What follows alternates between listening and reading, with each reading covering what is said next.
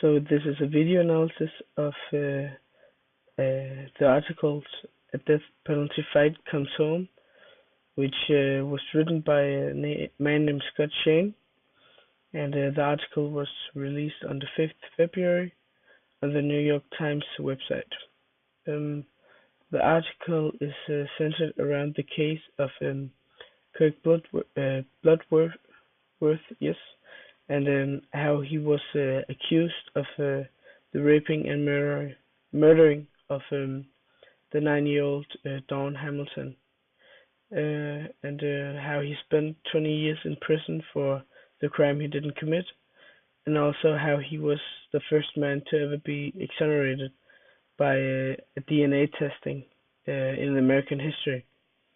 And yeah, the article circles around both Kirk and his story, but also of the topic of wrongly convicted people who've been sentenced to death, like Kirk was, and then how Kirk tries to change the view on the death penalty with his story and work to abolish the death penalty as he is against it.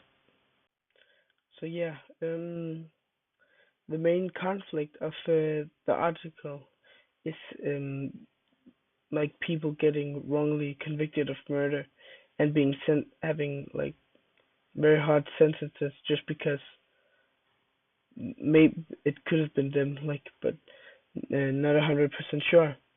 And so there's a lot of focus on the critique of the system and how easily it is for police and prosecutors to convict innocent person uh, uh, to death, like convict them of a murder or rape or any crime that would be bad enough, or yeah, you could say bad enough to give a death penalty. And in this case, a sketch had Kirk thrown in a cell, which and the sketch was made by two boys or two young boys, which described how they thought the man looked because they were the only witnesses. And afterwards, Kirk's neighbor, I think she called the police and said that she thought it was him because he looked like the person. And it's kind of funny because it was described that he had this mustache, which uh, from that time it was pretty like common, and the long neck hair was also pretty common. So it wasn't really like it wasn't very specific. It could have been a lot of men. It was just because Kirk was one of the men. He lived in that same city, so that's probably it could have been anyone almost. And from there on out, the police came to Craig's house and they took him into custody. And and the prosecutors and also the police were under like very intense pressure to solve this crime, as it was as bad as it was. And they were sure it was him because like he had no alibi, he had nothing to prove that it couldn't be him. But it was also only a handful of eyewitnesses which had him put in jail. And he says, "I was accused of the most brutal murder in Maryland history." Mr. Bloodworth, now 52-year-old, told the church audience, "It took the jury 2.5 hours to send me to the gas chamber." This just implies like how easily it was for the people to like kill Kirk or be able to like agree with killing him, because yes, of course the crime was awful, and if they of course thought they had caught the murder, which they hadn't, but they thought they had, so of course they would be like very clear with killing him. But still, they thought they were sure, but as it clearly shows, it wasn't him. So it just shows like how like not proof the system was, and how easily a person, if he was set in the wrong situation, he could be killed for something he didn't do.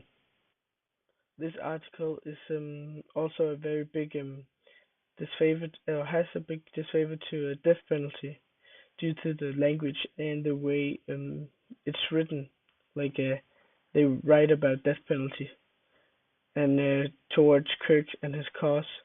This is probably because New York Times is written in New York, and in New York they have abolished death penalty, the death sentence, and a lot of people are against the death sentence. So of course they wouldn't write in favor of death sentence, but against it, which is pretty clear to see in the article.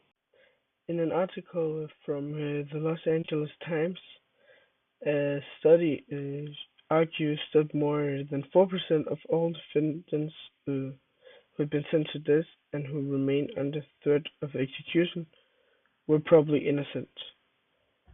And this is from a research which used 7,482 cases of death row convicts from 1973 to 2004.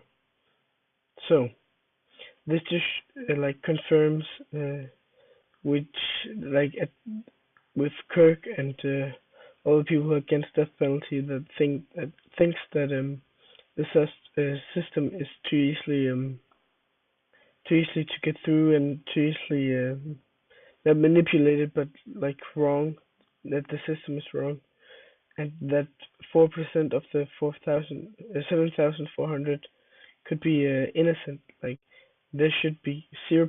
You should be absolutely 100% sure that the person you convict of and sent to a death sentence is the guilty person, because like if we start if the government and the country start convicting and killing innocent people because there's mistakes in the system, then like you would have to set a question mark behind like what the government authority should be, and that should they even be allowed to have such big decisions if they can accidentally kill an innocent person.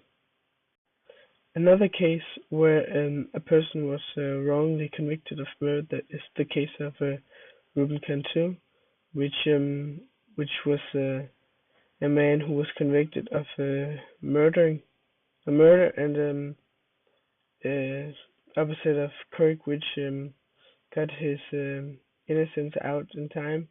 Ruben didn't, and ended up being killed by capital punishment by the government.